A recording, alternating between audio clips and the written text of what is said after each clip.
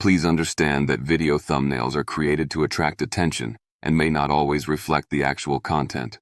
They are creative representations designed to engage viewers. We appreciate your understanding and hope you enjoy the video.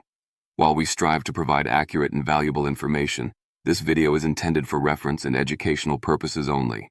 The content reflects a collection of viewpoints and insights, selectively gathered from articles, social media posts, public forums, news sites, and online discussions. We do not claim absolute accuracy, nor is this video intended as an official or authoritative source.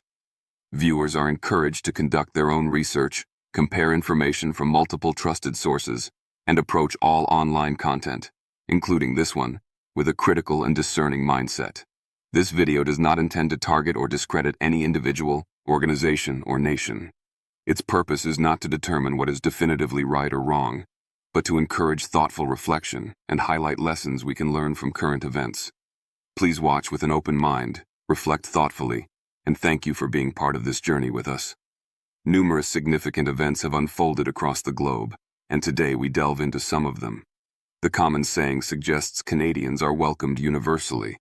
But does that sentiment hold true as we look towards 2025? What unfolds when your passport, previously met with welcoming gestures, results in being denied entry at a country's border?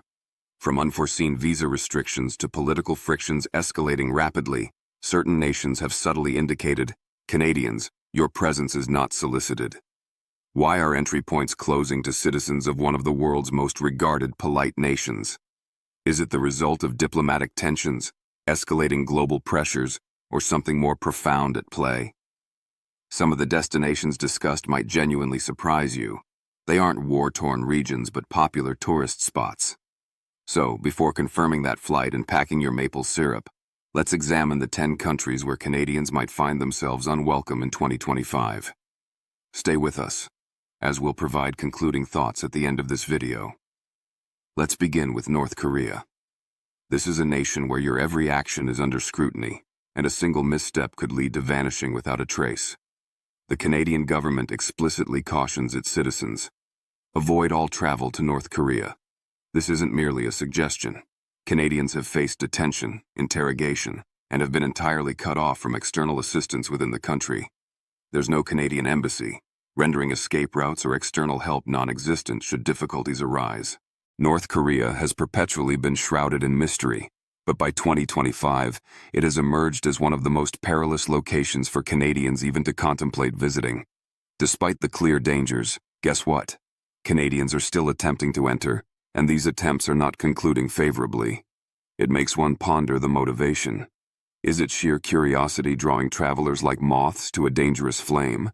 Or perhaps the allure of venturing into the unknown, the thrill associated with danger? You would be astonished at the number of individuals who still apply for entry, only to fade into silence upon arrival. In a territory where even voicing dissent can result in imprisonment, is the potential risk truly justified? Please continue watching, as crucial conclusions will be shared towards the end. Next on our list, perhaps unexpectedly, is the United States. It's arguably the last nation one might anticipate finding on such a list, yet here it is.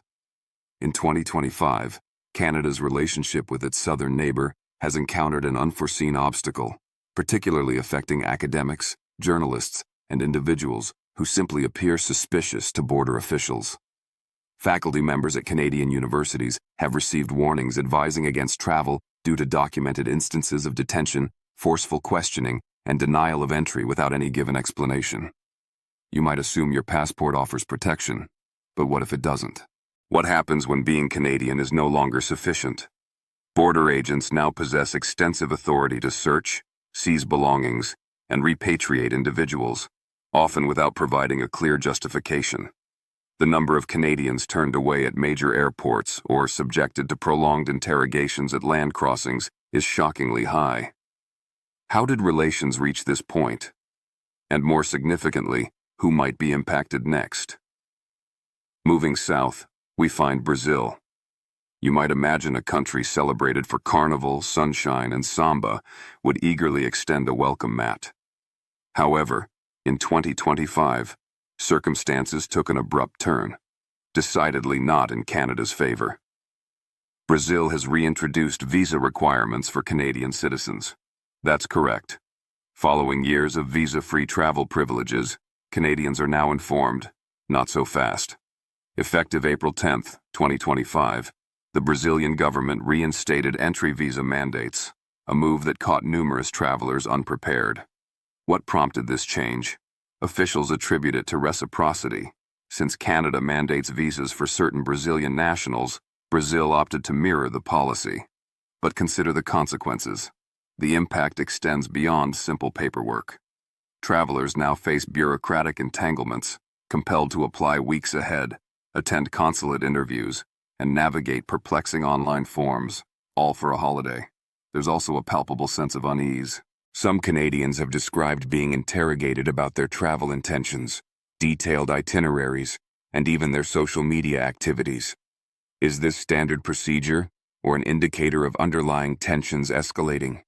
Tourism officials might downplay the situation, claiming it's no major issue. Yet here's the reality.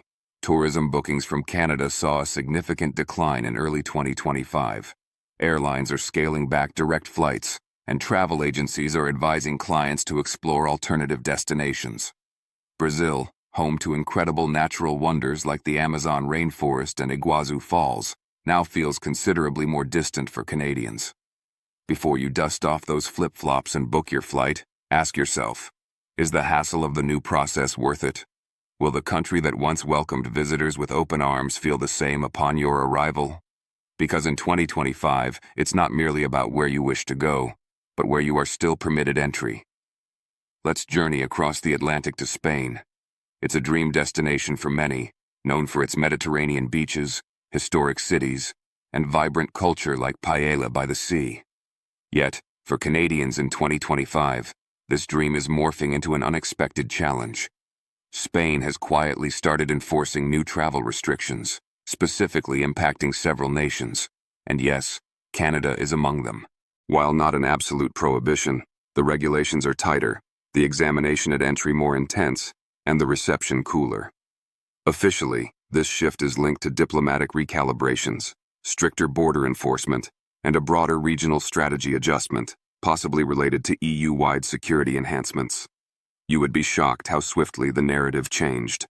Once a European hotspot for Canadian travelers, Spain now presents new entry obstacles. Canadians might discover that simply possessing a return ticket and a friendly demeanor is insufficient. Authorities may request accommodation proof, financial statements, and in certain instances, even health records.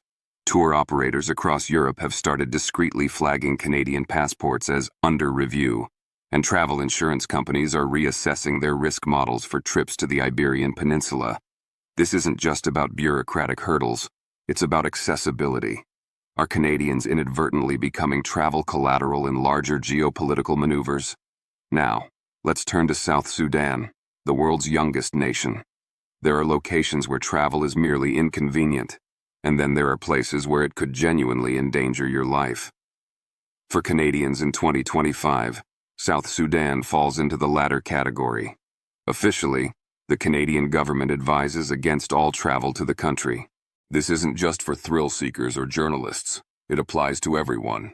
Business travelers, aid workers, even seasoned globetrotters are warned. Do not go. Why? The nation is ensnared in conflict, and the chaos permeates deeply. Violent confrontations, armed militias, and unpredictable checkpoints are prevalent. Safety is a concept that scarcely exists. Moreover, there's no Canadian embassy presence within South Sudan, and consular assistance is extremely limited. Local authorities are often unable or unwilling to offer protection. In emergencies, assistance, if available at all, could be hours or even days away. You would be taken aback by the number of foreign nationals, including Canadians, who have been targeted. Humanitarian reports from early 2025 confirm a troubling increase in attacks. Some individuals have been detained, others robbed, and a few have simply vanished. It is not fear-mongering. This is documented reality. What draws people to such a perilous place? Perhaps oil contracts, peacekeeping missions, or NGO work. However, these roles frequently lack adequate security protocols. Some Canadians, lured by what appeared to be meaningful employment, found themselves trapped in evacuation zones.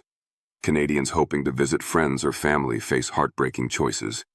With sporadic flights and many borders partially closed or blocked by rebel forces, even departing South Sudan can be a high-stakes operation. Next, we consider Somalia. This nation is, without question, one of the most hazardous places on Earth for Canadian travelers in 2025. And yet, people persist in going. But consider this. Many do not return unchanged, if they return at all. Canadian authorities are blunt. Avoid all travel. The reasons are stark. Pervasive terrorism, an ongoing civil war, rampant piracy, and a staggering absence of governmental control over significant regions. The risk of kidnapping, particularly for foreigners, is exceptionally high. Numerous Canadians have been abducted in recent years, some held for ransom, others disappearing without a trace. Armed factions target foreigners, and possessing a Canadian passport is not a protective shield but rather a spotlight, making one a potential target. Even major urban centers like Mogadishu provide minimal safety. Hotels, airports, and government buildings are all potential targets. Somalia lacks the necessary infrastructure to respond effectively to threats. In an emergency, help might be hours, days, or simply unavailable. Consular access is incredibly restricted. Adding to the danger is the misinformation circulating on social media, where some adventure travel influencers downplay the severe risks. Do not be misled. What appears as a visit to a remote village on YouTube could conceal a far more dangerous reality. Consider Syria.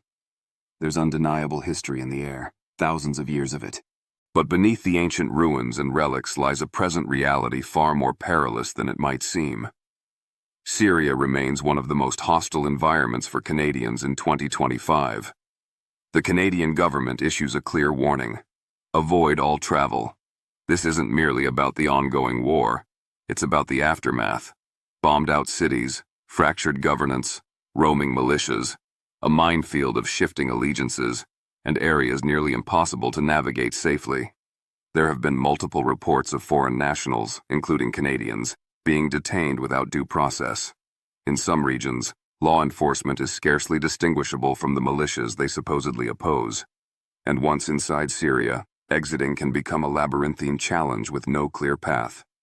Even Canadian organizations offering aid face severe restrictions, surveillance, and threats. Their teams operate under constant pressure, sometimes requiring emergency evacuation at a moment's notice. If you believe your humanitarian mission provides cover, reconsider. Syria is not merely recovering from conflict. It is still deeply embroiled in it. So, before you fantasize about walking the ancient streets of Damascus or viewing the ruins of Palmyra, remember, the past may be captivating, but the present is unforgiving. Let's discuss Sudan. It's one of those nations that tends to fade from international headlines until it violently re-emerges. And in 2025, it has done just that. Sudan is now caught in the throes of some of the most severe internal conflict witnessed in decades. For Canadians, this translates to one critical piece of advice from their government. Do not go. What's unfolding on the ground is nothing less than chaos. You would be shocked at how rapidly the situation can deteriorate. Civil war has fractured the country once more. Armed groups now exert control over major roads, cities, and even airports. In April 2025, numerous foreign nationals, Canadians among them, were trapped during a sudden siege in Khartoum. Some Canadian aid workers had to be rescued by emergency extraction teams. Others were not as fortunate. Canada has shuttered its embassy in Sudan, and consular support is now managed remotely, assuming communication lines are even operational. Power outages, internet blockades, and deteriorating infrastructure mean that obtaining help could be nearly impossible. There are reports of widespread looting, mass displacement, and even forced conscription by rebel factions. If you find yourself in the wrong location at the wrong moment, your options are drastically limited. Turning our attention to South Africa, it's a land of breathtaking landscapes, diverse cultures, and a vibrant tourism sector. But in 2025, South Africa is rapidly becoming a place where Canadians are reassessing their travel itineraries. You would be shocked to discover that South Africa, despite its allure, ranks as one of the most dangerous countries globally for Canadian visitors currently. Certainly, the allure of the beaches and the wildlife might suggest a tropical haven. However, beneath the surface, a complicated network of crime, political instability, and economic difficulties is brewing. South Africa's crime statistics are among the highest worldwide, particularly in major cities like Johannesburg and Cape Town. Violent crime, encompassing armed robberies, carjackings, and assaults, is escalating. Canadian travelers have found themselves caught in the crossfire. Tourists, especially those unfamiliar with the local dangers, are often prime targets. Even remote areas, including wildlife conservation zones popular for safaris, face increasing threats from poaching syndicates and armed groups that target visitors. It's not solely a matter of safety.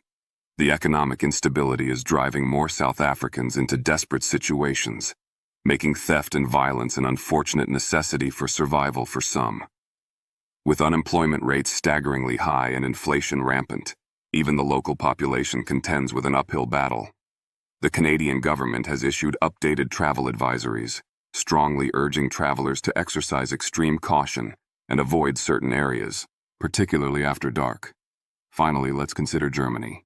It's the land of history, culture, and economic strength. But in 2025, Germany is exhibiting signs of becoming a less welcoming destination for Canadians. At first glance, Germany might appear to be an ideal European escape. Berlin's energetic nightlife, Munich's famous beer gardens, and the picturesque Bavarian Alps are bucket list items for many. However, look closer, and you might be surprised by the shift occurring in 2025. You would be shocked to learn that Germany, once a place where Canadians could roam freely, has tightened its immigration and travel policies, particularly for non-EU citizens. The once simple passage into the country now involves more bureaucratic procedures, especially for those intending to stay long-term or work. In fact, Canada's travel advisory for Germany in 2025 points out growing challenges for Canadian citizens in sectors like business and education. Work visas, previously straightforward to obtain, now require extensive documentation and longer waiting periods, especially in highly competitive fields. Universities that once welcomed Canadian exchange students with open arms are now selectively choosing applicants, citing rising immigration quotas. But that's not the full story. With a significant influx of refugees and migrants in recent years, local resources are strained. This has led to increased tensions in some areas, particularly concerning economic and social integration. Canadians traveling to these regions are advised to proceed with caution, especially in less tourist-frequented parts of the country. And here is the real surprise. The cost of living has surged, especially in major cities like Berlin and Hamburg. Rent prices are escalating, and while the overall economy remains stable, the affordability of daily life is increasingly out of reach for many. This financial strain has fueled protests and strikes, making some regions feel more unstable than ever. Germany, known for its structure and order, now feels like a different place, a country where stability is being challenged, and the cost of visiting or residing has never been higher. So, before you book that inexpensive flight to Europe, ask yourself, is Germany still the easy destination it once was? From the turmoil in South Sudan to the unexpected shifts in Germany, these countries in 2025 have become progressively more challenging, and sometimes hazardous, for Canadian travelers. What seemed like easy getaways are now fraught with risks, bureaucratic complexities, and escalating tensions. But here's the crucial takeaway. Knowledge empowers. By staying informed, you can make safer, more intelligent decisions regarding your travels. If you found this video enlightening, please subscribe, like, and share it with your friends and family. Your engagement helps us continue to bring you the latest insights and updates on where Canadians are and aren't welcome. Stay safe, stay informed, and always think carefully before you travel.